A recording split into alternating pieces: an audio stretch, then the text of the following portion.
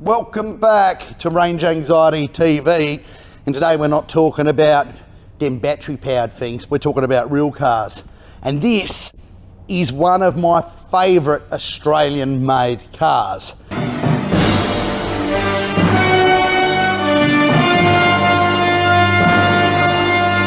This is the FG GT 335 with the supercharged factory Miami V8 in it.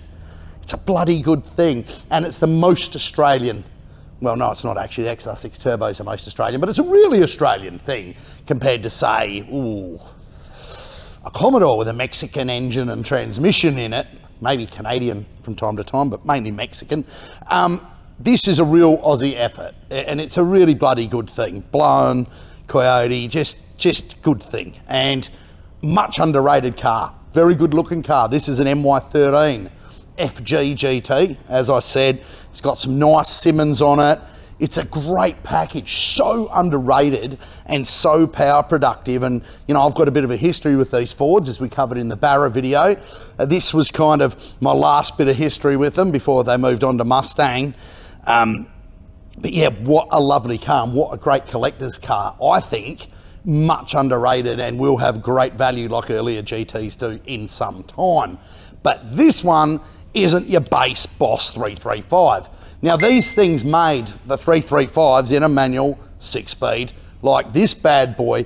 They made in the like 335 at the crank, they made like 315 at the bloody wheel. So there wasn't a lot of drivetrain lossy stuff going on there, which is really good. You know, they made as much power really as a standard LSA 6.2, which is much more highly developed. This one though has had a new lease on life, thanks to my good friend Rob Big John Herod from Herod Performance, with one of his kits from the day on this thing that just literally transforms it into a 460 kilowatt at the wheel beast. Just makes it an absolute weapon. So let's have a look at some of the innards that are changed to do that. Moving under the bonnet, and we can see what a nicely integrated package this is. Some fun facts with the GT is underneath this blower hat, I suppose you could call it, are two fake from the factory intercooler bricks that aren't hooked up. These things are not intercooled. Herod to the rescue then designed a proper water-to-air intercooler for them that is really, really neat from the hose point of view. Reservoir up here, seamless little water-to-air exchanger down the front, fits beautifully, works beautifully. They really put some time and effort into this. Comes also with different pulleys to make more boost, which is what we do. Bigger injectors, larger fuel pump, specific Herod by K&N made filter. So, you know, the whole thing is integrated and kind of OE the way it works. And of course, after this, Herod did go on to make the R-Spec for Ford, even though it's a Herod manufactured vehicle. These guys know OE, and this was kind of just the start of it, but you can see how really, really good it was.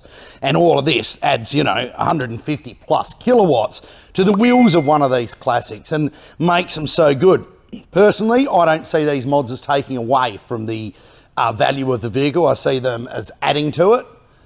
It's a bloody great package, works well, and I'd like one to have one myself one day. So thanks once more for watching Range Anxiety. Thanks for watching Range Anxiety and being part of the team and supporting us. It's great. And Babe over here, he's not here. He would like to hear what you've got to say about him, and any suggestions that you want to see on Range Anxiety, comment down below, click subscribe, and become part of the Range Anxiety team, because anytime you comment, if it's like half legible, we will normally attempt to respond. So thanks once more for watching Range Anxiety.